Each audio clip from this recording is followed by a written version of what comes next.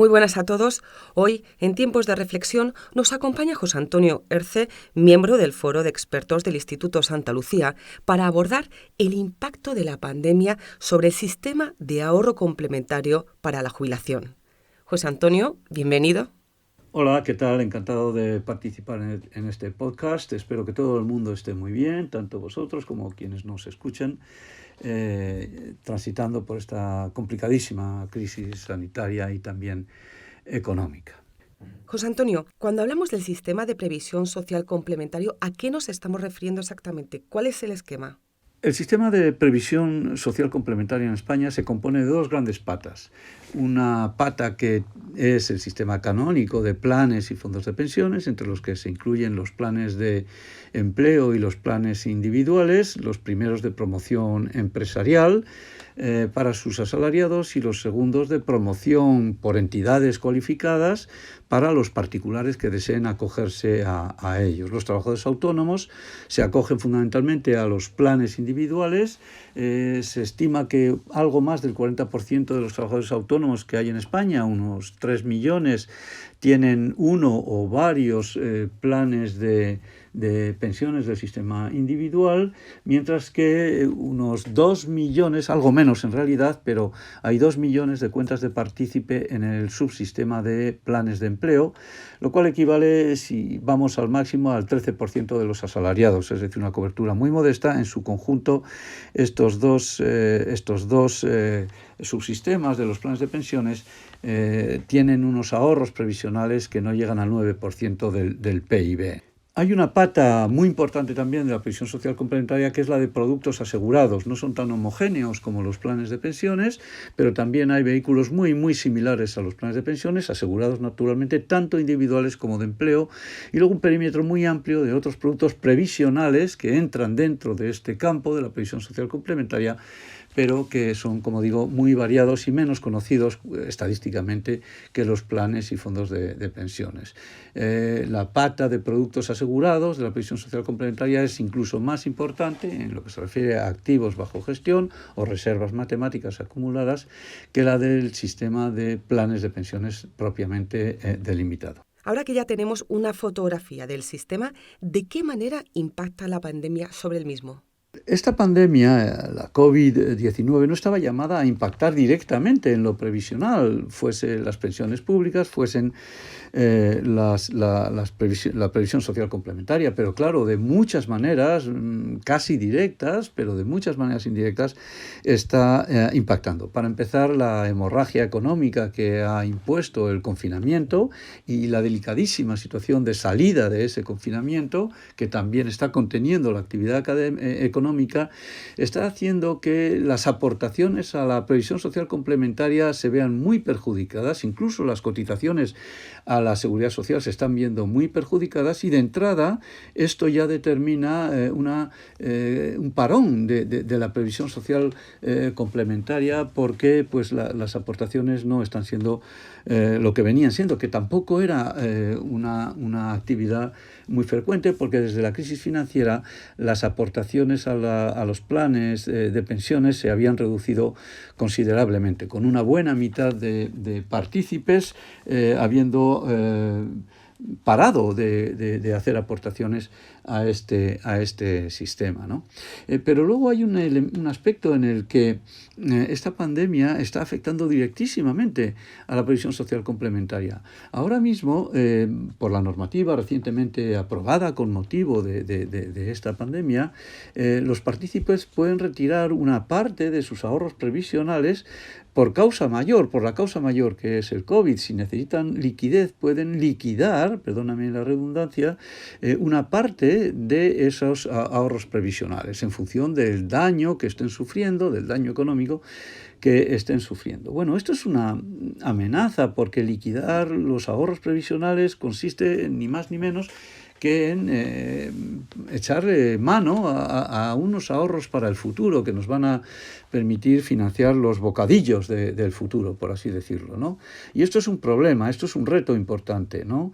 Pero es que además, si liquidamos estos activos en el momento en el que los mercados están bajistas o a la baja, y se podrían sufrir sufrir importantes minusvalías en la realización de esta parte que se decida liquidar, pues entonces estamos también corriendo un serio riesgo de materializar pérdidas, ¿no?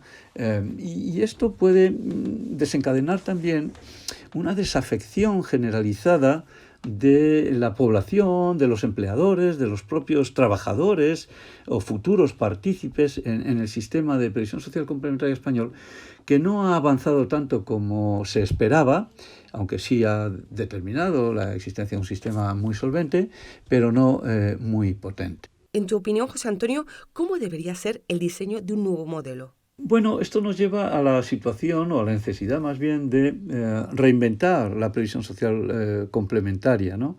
Esta reinvención no es obvia porque tenemos que aprender algunas lecciones del pasado, de nuestro pasado, en materia previsional, pero también lecciones que otros países más avanzados que nosotros ya han puesto en marcha, experiencias que han puesto en marcha con un éxito notable. Por ejemplo, en el Reino Unido, el auto-enrollment o la adscripción por defecto a un plan de empleo o un plan individual si se es un autónomo o un plan concertado o mutualizado en el momento en que se empieza la vida laboral, ¿no? Esto ha sido un exitazo porque la gente entra sí o sí a uno de estos esquemas y luego si quiere puede salirse a los pocos meses o cada X años puede salirse. Bueno, pues 1 de cada 10 entrantes obligados, por así decirlo, se han ido, o en Australia, donde de nuevo se han puesto en marcha esquemas de previsión social complementaria, low cost, que han tenido un éxito muy importante porque ahora están acumulando activos previsionales muy importantes, abarcando prácticamente a la totalidad de la población trabajadora, ¿no?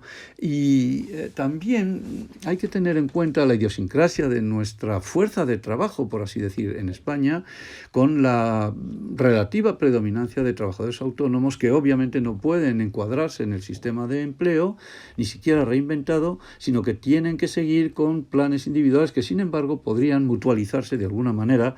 Quizás sea esta una clave para esa futura reinvención. En cualquier caso, la reinvención tiene que lograr que la participación sea masiva, que esté generalizada entre los colectivos de asalariados, entre los colectivos de trabajadores autónomos. Y piense que esta frontera entre asalariado y autónomo cada vez se desdibuja más con todo esto de la economía circular, de la gig economy, de los trabajadores de plataformas, en definitiva del trabajo no convencional, cuya protección social en general, incluso la pública, deja mucho que desear. ¿Y qué parte de responsabilidad deben asumir gobierno, empresas, incluso nosotros mismos, los propios ahorradores?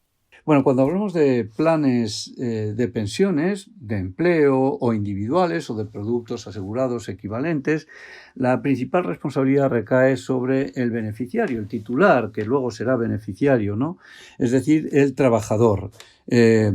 En el caso de una relación laboral por cuenta ajena, donde hay además un empleador, lo lógico y lo habitual en la mayor parte de los países avanzados de los planes de empleo, de los planes de pensiones de empleo, es que si el trabajador aporta un 3 o un 5% de su salario bruto, pues el empleador aporte otro tanto. Esto es lo que se conoce como matching contributions o aportaciones gemelas o pareadas, ¿no? En ese caso, esa responsabilidad está compartida y además incentivada incluso por el gobierno, que puede aportar medio punto, un punto, quizá adicional, en ese ejercicio de matching, ¿no? de compensar las aportaciones de unos y otros. De manera que aquí tenemos un supuesto de responsabilidad muy compartida.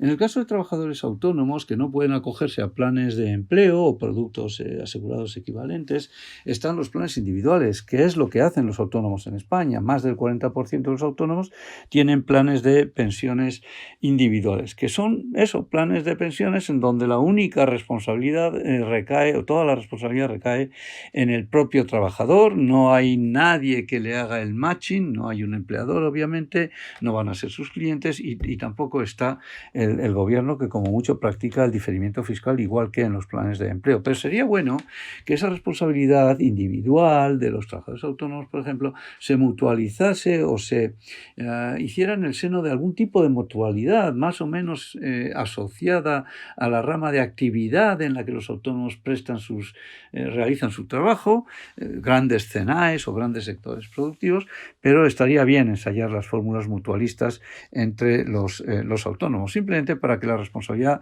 fuera compartida entre los propios ahorradores, de modo a estimularse en esto. Y, por supuesto, también alguna bonificación que, si se hace para los planes de empleo por parte del gobierno, pues también debería de hacerse en este caso para los trabajadores autónomos, que son los que más van a necesitar rentas complementarias de jubilación, porque la seguridad social, seguramente a su pesar, les va a reemplazar en muy pequeña medida sus ingresos netos previos a la jubilación. A modo de conclusión, José Antonio, ¿cuál es el mensaje con el que nos tenemos que quedar? Bueno, como mensaje de cara al futuro, lo más importante es darse cuenta de que seguimos estando en un marco de longevidad creciente, a pesar de que la pandemia está haciendo que la esperanza de vida de los individuos disminuya a ojos vistas, pero este fenómeno se va a absorber en unos pocos años, ¿no? Pues en este contexto de longevidad creciente hay dos cosas que podemos hacer para generar la confianza necesaria en que tendremos las rentas adecuadas y sostenibles durante nuestra jubilación. Por una parte, lo que siempre hemos hecho, que es el esfuerzo ahorrador, el esfuerzo previsional, obligatorio en el marco de una seguridad social convencional, o voluntario o inducido conductualmente en el marco de la previsión social complementaria, en donde participen los empleadores, los trabajadores, asalariados o autónomos, ¿no? Por lo tanto, un primer recurso, un primer esfuerzo, que es el ahorrador previsional. Y un segundo esfuerzo que hasta ahora no hemos venido haciendo, o que muy pocas personas están haciendo, y es prolongar las vidas productivas, retrasar, de hecho, la edad de la jubilación, acompasándola al avance de la esperanza de vida, y generar así un recurso valiosísimo que es el tiempo productivo, tan importante o más que el esfuerzo ahorrador del que hablaba anteriormente, y que ha sido el recurso fundamental que hemos utilizado hasta ahora. Yo sé que hay muchas resistencias sociales a retrasar la edad de jubilación, pero a muchas personas también les gustaría poder hacerlo con los incentivos adecuados. Yo creo que aquí tenemos un margen muy importante de mejora, de manera que insistir en esta confianza necesaria de cara al futuro, en que tendremos rentas de jubilación adecuadas y sostenibles si estamos dispuestos, claro, naturalmente, a esforzarnos. José Antonio Erce, miembro del Foro de Expertos del Instituto Santa Lucía, gracias por aclararnos el impacto de la pandemia sobre el sistema de ahorro complementario para la jubilación. Muchas gracias a vosotros, de verdad, por invitarme a participar en esta emisión, que espero haya sido clara para los oyentes. Muy agradecido de nuevo. Y a ustedes, gracias por acompañarnos. Nos encontramos en los próximos días para seguir reflexionando sobre el estado de bienestar.